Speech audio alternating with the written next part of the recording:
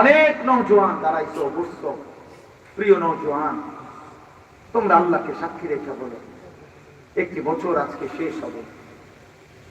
গত একটি বছরে যারা 365 দিনের এক বছরে, আব্বা কল্পনা করো একদিনও ফজরের নামাজ পড়লা না, তুমি মুসলমানের বাচ্চা?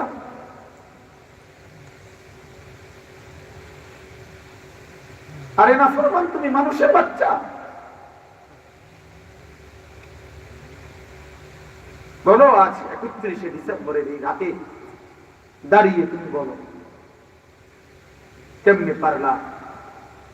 মালিকের একটি বছর চলে গেছে, একটি বছরে কোনদিন ফজরের নামাজ পড়লে না।